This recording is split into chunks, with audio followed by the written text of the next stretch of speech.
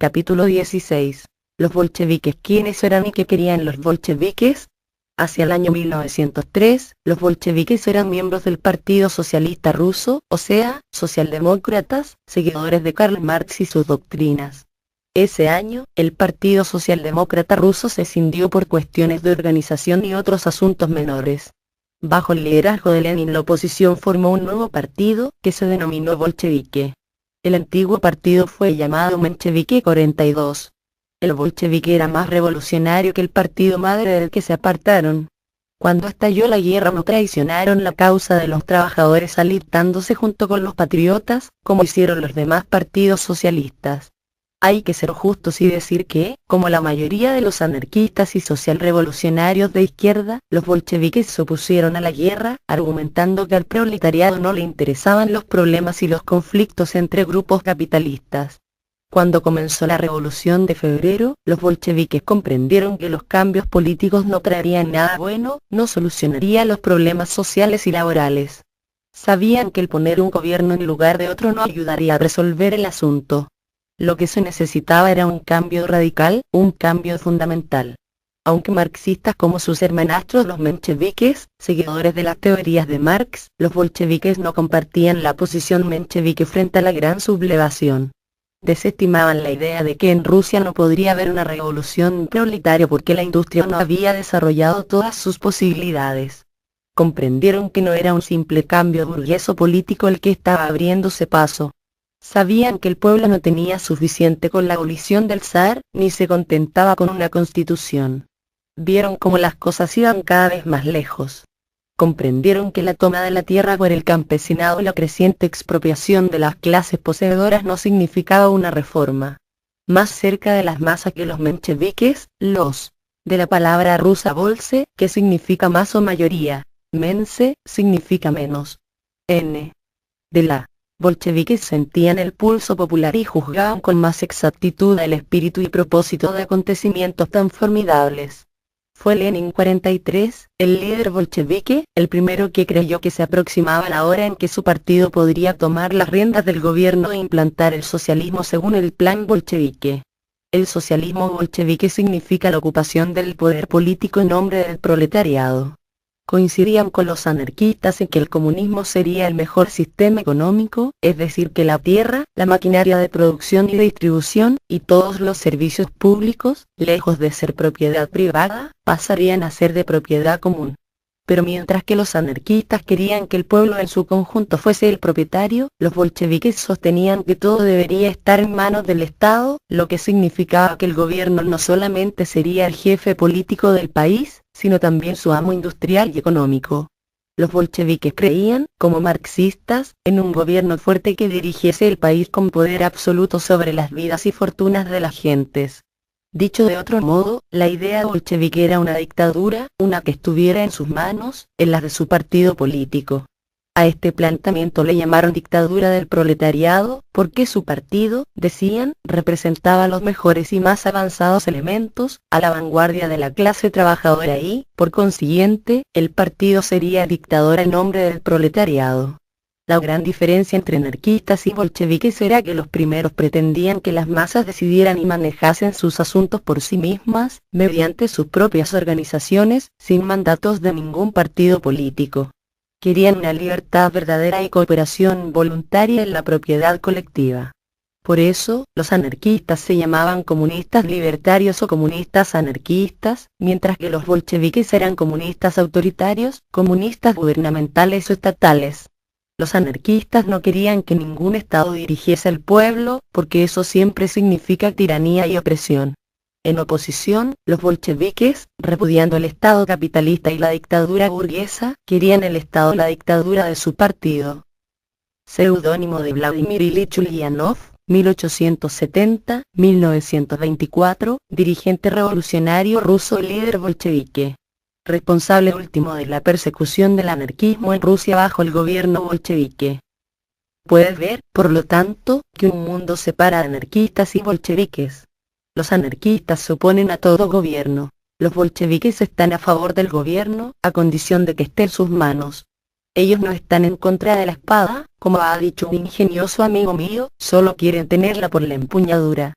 Pero los bolcheviques dedujeron que las perspectivas y métodos defendidos por los anarquistas eran sensatos y prácticos y que solo por tales métodos se podría asegurar el éxito de la revolución. Decidieron servirse de las ideas anarquistas para sus propios propósitos. Y así sucedió, que aunque los anarquistas eran numéricamente débiles para adoctrinar a las masas, consiguieron influir sobre los bolcheviques, que enseguida empezaron a abogar por métodos y tácticas anarquistas, pretendiendo, desde luego, que eran suyos. Pero no lo eran.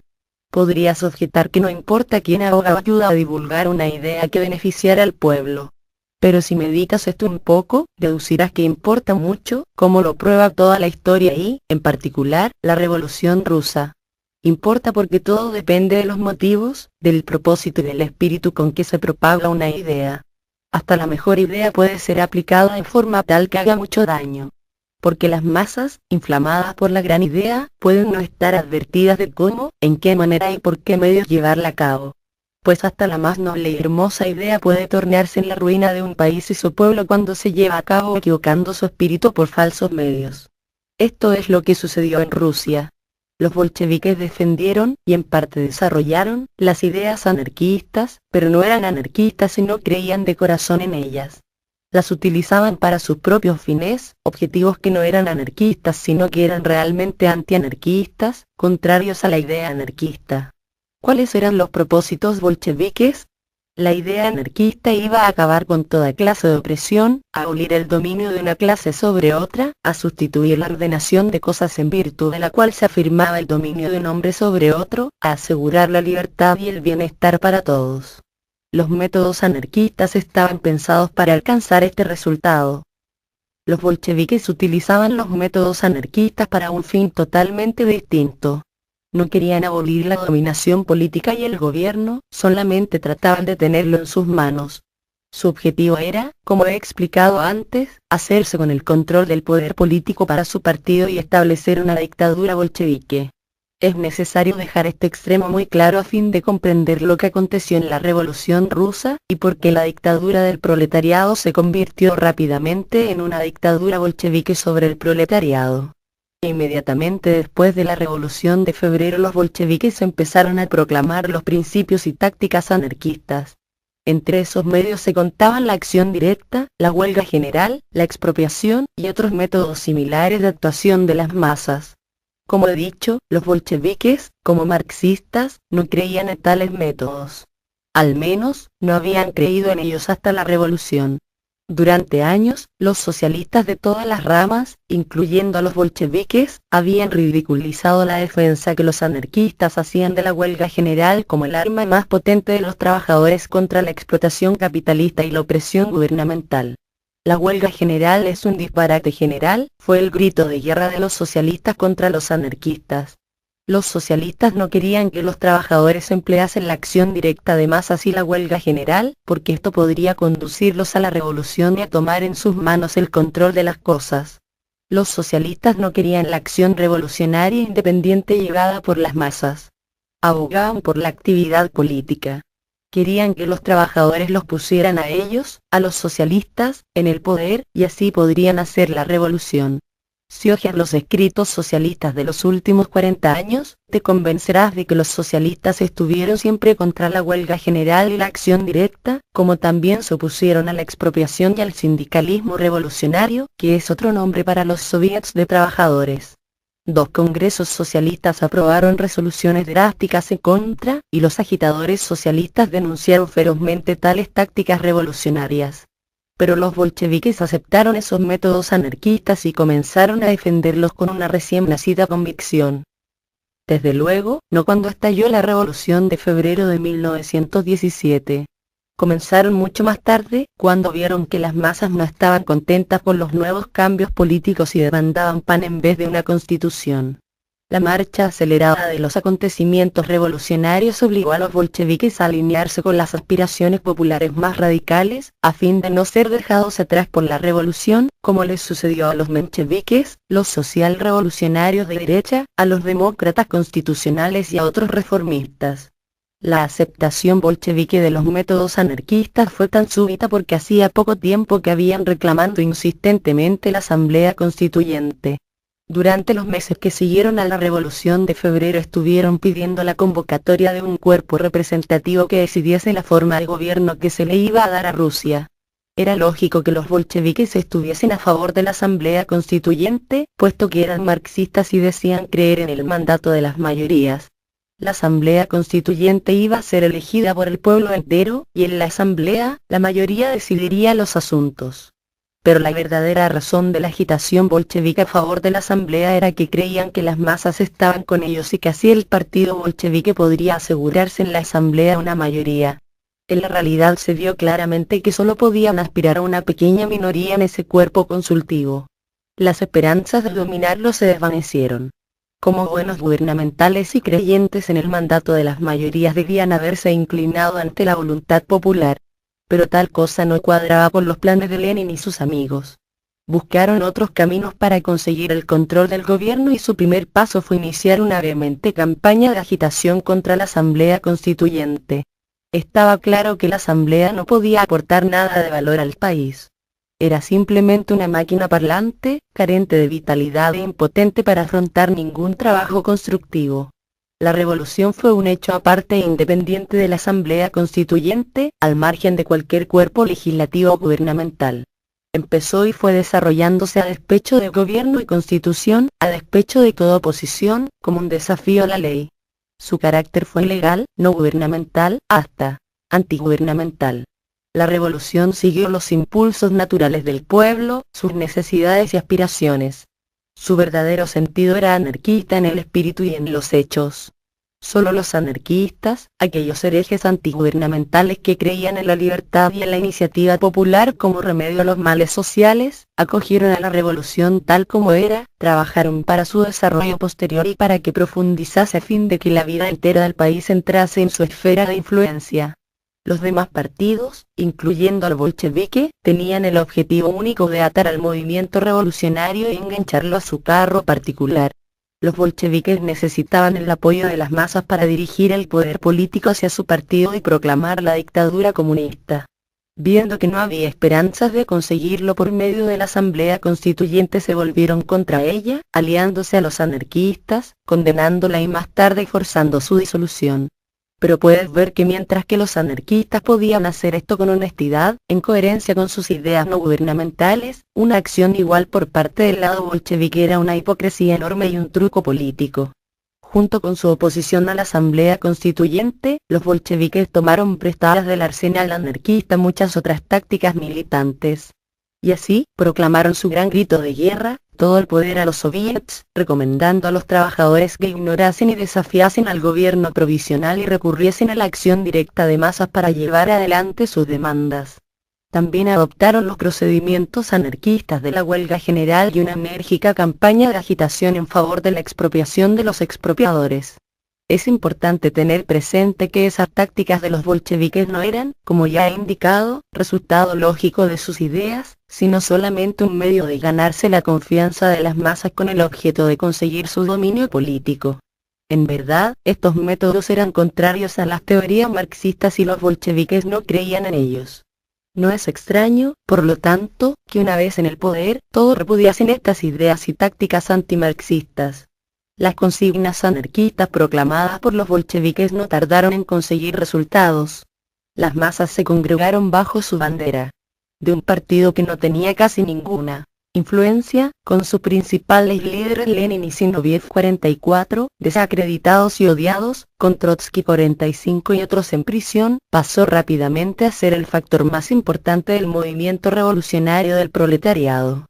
Atentos a las demandas de las masas, particularmente a las de los obreros y los soldados, expresando sus necesidades con energía y persistencia, los bolcheviques ganaban cada vez más influencia entre el pueblo y en los soviets, especialmente los de Petrogrado y Moscú. La inactividad del gobierno provisional y su desinterés por acometer cambios importantes agravaron la insatisfacción general y el resentimiento pronto se iba a convertir en furia. El carácter pusilánime del régimen de Kerensky servía para fortalecer la garra bolchevique en los soviets. Diariamente se acentuaba la ruptura entre estos y el gobierno, convirtiéndose luego en abierto antagonismo y lucha.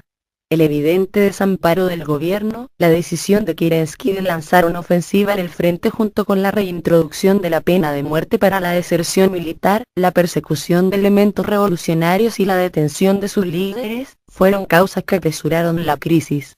El 3 de julio de 1746, miles de obreros armados, soldados y marineros se manifestaron, pese a la prohibición del gobierno, pidiendo todo el poder para los soviets. Kerensky trató de suprimir el movimiento popular, y hasta se solicitaron del frente regimientos de confianza para dar al proletariado de Petrogrado una severa lección. Pero todos los esfuerzos de la burguesía, representada por Kerensky, los líderes socialdemócratas y los socialrevolucionarios de derecha, para detener la creciente marea, resultaron inútiles. Las manifestaciones de julio fueron sofocadas, pero al poco tiempo el movimiento revolucionario barría al gobierno provisional.